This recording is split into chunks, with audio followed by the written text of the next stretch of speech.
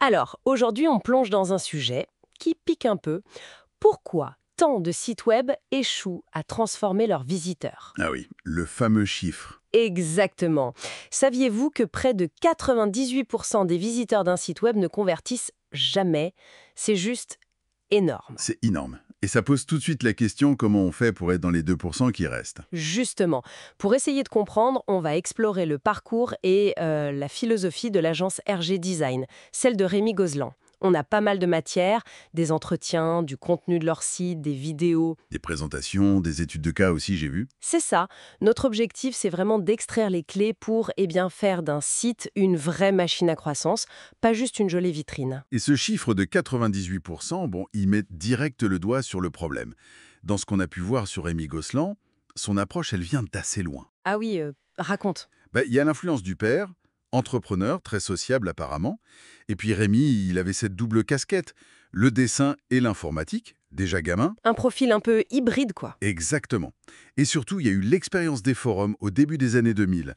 Il raconte comment cette découverte de l'entraide, gratuite, désintéressée, l'a vraiment marqué. Ça l'a poussé à vouloir aider les autres avec ses compétences. C'est intéressant ce parallèle qu'il fait avec l'IA d'aujourd'hui. Oui, il dit que l'IA peut parfois déshumaniser si on ne la pilote pas correctement. Ça vient sans doute de cette expérience fondatrice des forums. Et son moteur, c'est aller jusqu'au bout des choses. Ça se ressent, je trouve. Et cette envie d'aller au bout, ça l'a mené à créer RG Design fin 2008, c'est ça, hein? C'est ça. Avec son père au début pour la partie commerciale, lui sur la technique. Mais il a démarré tout seul, depuis sa chambre comme beaucoup. Puis l'agence a grandi, petit à petit, comme il dit. Il insiste beaucoup sur l'importance de s'entourer de passionnés. Pour lui, c'est la passion qui mène au dépassement de soi. Logique. Et l'agence elle-même, elle a évolué, non? Au début, c'était plus large. Oui, comme Global.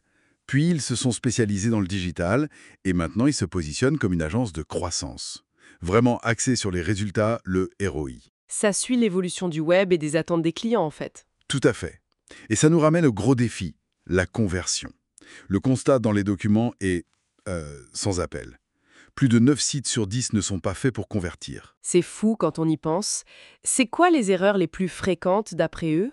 Alors, il y a les sites brochures, juste informatifs, l'approche purement technique, sans pensée marketing, sans psychologie client, le discours trop centré sur nous, l'entreprise, au lieu de vous, le client, Classique, ça. oui, la navigation parfois trop complexe, on se perd, et surtout, le manque d'appel à l'action clair.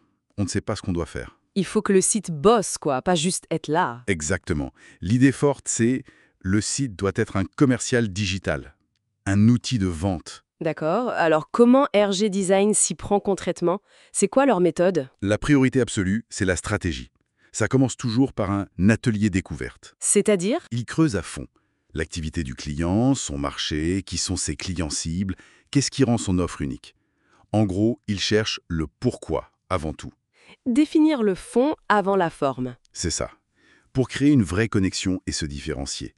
Et c'est ce pourquoi qui va guider tout le reste. Et le reste, c'est quoi? C'est un processus assez structuré. Maquette fonctionnelle, le wireframe, puis le design, mais orienté conversion, pas juste joli. Ensuite, développement, bien sûr, puis acquisition de trafic ciblé. SEO, SEA, les classiques? Oui, SEO ou SCA selon les cas.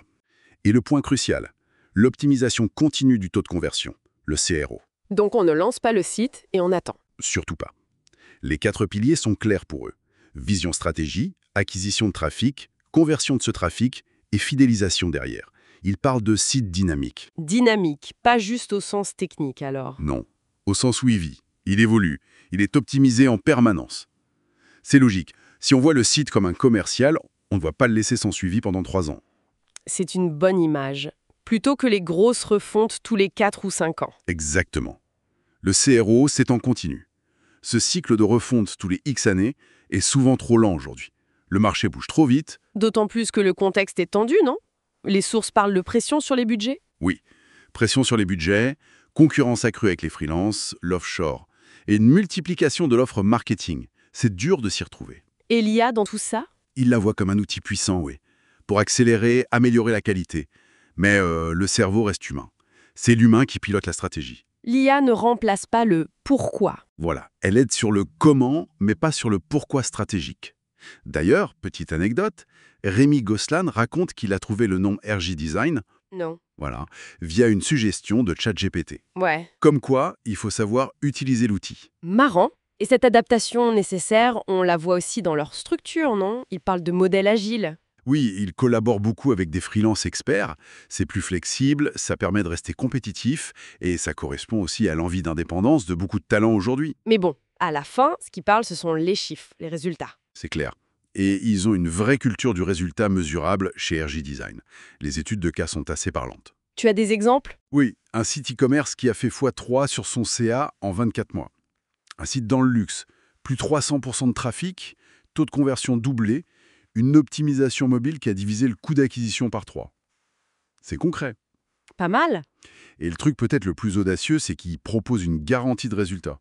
Ah oui, c'est rare ça. Très rare. Selon le type de mission, SEO, SIA, refonte, il s'engage par contrat sur une augmentation de trafic, un ROI spécifique ou une amélioration de la conversion. Ça, c'est un signe de confiance fort dans leur méthode. Carrément. Bon, si on devait résumer les points saillants de notre exploration, qu'est-ce qui ressort le plus? Pour moi, c'est vraiment 1. L'obsession de la stratégie en amont, le fameux pourquoi. 2. Le focus permanent sur la conversion. Faire du site un outil efficace. Oui. Et 3, cette idée d'optimisation continue, le site qui vit et s'améliore sans cesse. Exactement. Et enfin, la recherche du bon équilibre, de la bonne synergie entre l'humain, la stratégie humaine et les outils technologiques comme l'IA. C'est une bonne synthèse. Et ça nous laisse avec une question peut-être un peu provocatrice pour terminer. Vas-y. Face à cette approche très héroïste, très axée sur le résultat mesurable, voire garanti, comment les entreprises pourraient-elles réévaluer leurs propres investissements digitaux? Bonne question. Au-delà de l'esthétique, au-delà d'une simple présence en ligne, c'est quoi le succès réel pour leurs actions sur le web? Et surtout, comment elles le mesurent efficacement, ce succès? Ça mérite réflexion, non? Carrément. Une excellente question pour finir.